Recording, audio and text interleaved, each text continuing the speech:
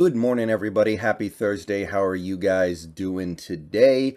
More training camp updates on deck, but before I get into that, tonight, about 7 o'clock, I plan on going live over on Brandon's channel, The Hawk's Nest. I think we've got plenty to go into with training camp now underway, so keep an eye out for a stream. Should be about 7 o'clock PT over on the Hawk's Nest. So keep an eye out for that. If you're not already subscribed over there, go make it happen. And we're going to have fun. We're going to talk about camp so far. There is a preseason game tonight, I believe. It's not exactly the most interesting preseason game to us, Seahawks fans, but it's worth keeping an eye on, and it is football. It's the first football of the year, so I'm going to check it out, and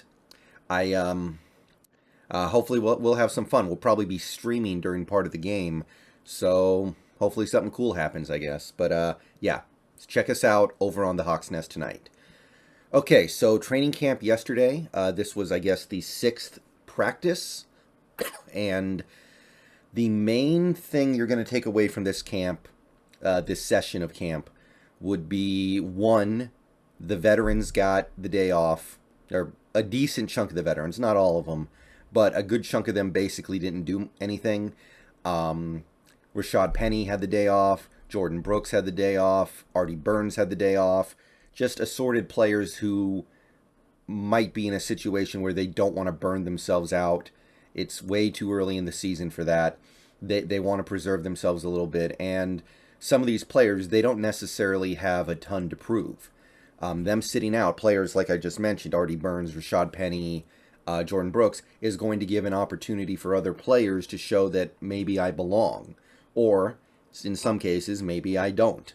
So you do that sometimes, obviously. I think we all remember, even during the season, you have players that take practices off because they only have so many snaps left in them, and you don't want them to burn them during practice as much as possible. So some guys sat out, but of the guys who played, I think the main focus has to be the running back group. And this is with Rashad Penny out. So DJ Dallas, Kenneth Walker, and Travis Homer all got to play a little bit more, and they played really well. There's a lot of excitement around this running back room right now, and that's going to afford this team some opportunities to test their depth and possibly even lose a player later in the season and still manage to keep things up in the backfield. So that's, I think, the main positive to take away from camp yesterday. DJ Dallas had a long touchdown catch from Drew Lock. It was a very pretty play. It was one of the prettiest plays of the year so far from the Seahawks. He had some big runs as well, so he's showing some versatility. Ken Walker got to practice a lot because Penny was out, and he had a lot of bursts. He had a lot of moves. He did a lot of things that make you go, that's why we picked him in the second round, and that's why he's going to be really valuable for us. And I think Travis Homer had at least one touchdown as well.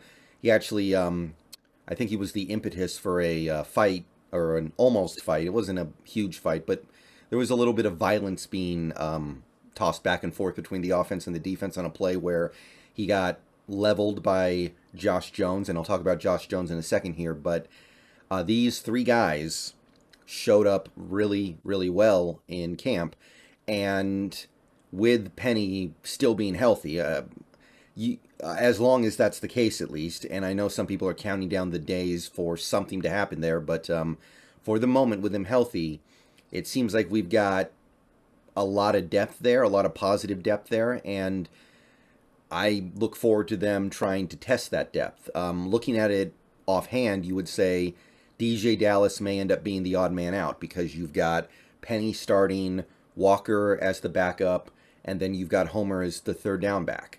So I don't know what DJ's role is going to be, barring injury, but he is showing that he deserves something too. And there's going to be a lot of hunger for playing time for all these running backs, I think. Penny and Homer are both in contract years. They want to prove they deserve another contract next year. Ken Walker, he's a rookie, so it's not like there's a ton of pressure on him to try to get paid immediately. But as somebody who just got here, he's also going to be really he's going to throw himself into this and try to get as much playing time as he can. There's going to be some degree of impatience on his part, I'm sure, to get out there. And when you watch him play, even though he should be the backup to start because he's a rookie, I kind of get the sense that he is our best running back. I don't know if he'll be day one, but he seems to have our most potential as a running back. But the running back stable looked great, and that's going to be important. We don't have the greatest quarterbacks right now. We don't have the greatest passing game in general right now in all likelihood. Offensive lines, especially young ones, are always better run blocking. So if we can run the ball, that's our best way to at least looking good in some of these games. So if you're looking for one big positive to take away from yesterday, I would start with the run game featuring those three. Other than that, we saw a lot of Tariq Woolen, and he looks like he might actually, I don't want to say he's going to play as a rookie because I think that's, he has a lot to overcome, but he shows you that there is immense ability there, and if he can figure it out now or later, he's going to be a problem. He had good coverage on Metcalf on a couple plays. He made a couple plays on the ball, and you can see where this guy can be very, very special. So I've said before, I'm basically going to give Woolen a red shirt. I'm not expecting him to contribute very much this year at all, but I'm excited by what he is flashing on occasion on this team.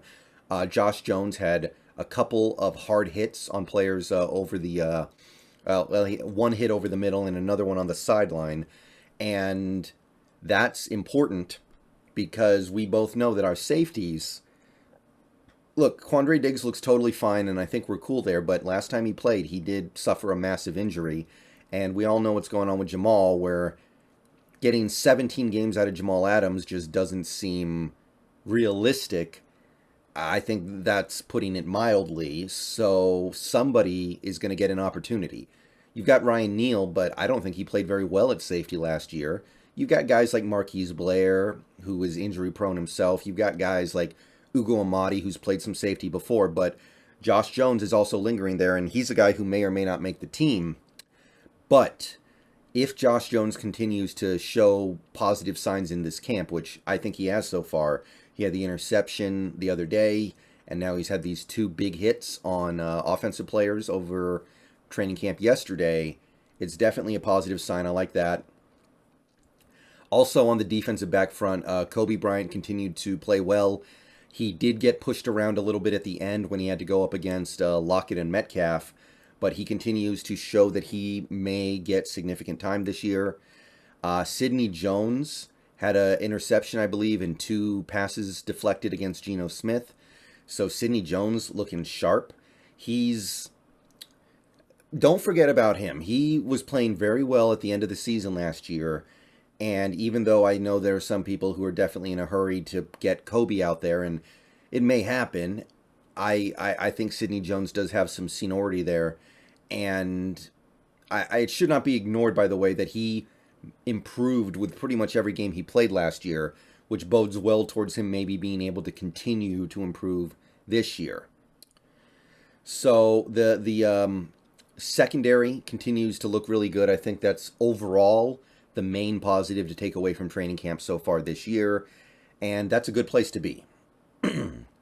So that's most of the defense stuff. There was some there were some positive things about I believe Darrell Taylor as well. He looks good. He looks ready to have a breakout season, maybe push for the Pro Bowl.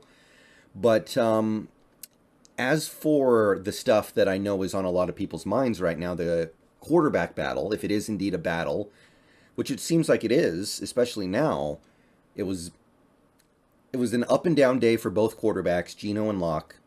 It seems like Locke played a little bit better. Geno had issues getting the ball to Metcalf on a few plays in the red zone. Sidney Jones was able to get the better of Geno a few times. There was a play where he threw, I think it ended up being a pick 6 to Kobe. Play where he should have been sacked and probably should have just thrown the ball away. But Geno did come together with some positive stuff near the end on a sequence where he had 3 straight completions 2 to Lockett, 1 to Metcalf, reportedly. So he got it together a little bit by the end, and he looked a little better. But Drew Lock, he looked a little bit better. He threw, like I said, the touchdown pass to DJ Dallas. He had a couple of touchdown drives. He did have his first interception of camp.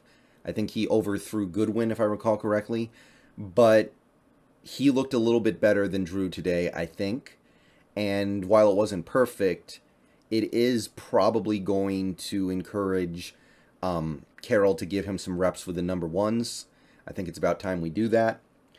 I'm not seeing anything from Geno that tells me he's going to be radically better than what he was last year. And last year he was okay.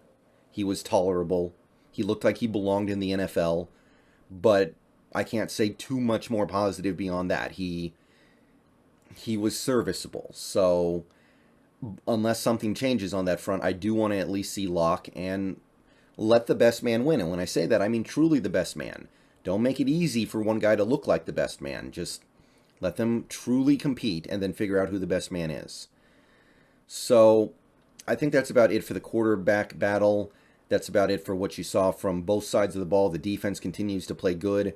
The offense, they're improving, but you still see that sometimes things that just shouldn't happen because we have a young offensive line. We have not very good quarterbacks, and that's just the reality of this season. The only other thing I can really say is that as much as Sidney Jones did have a really good game, he did walk off late with a trainer. I don't think it's a big deal. I don't think that there's any way that he misses significant time because of it, but it is something to monitor. Ryan Neal also did not practice because of his injury yesterday, worth keeping an eye on. But things are looking pretty good right now from a training camp perspective. So that's the report as I have it. Let me know what you guys think.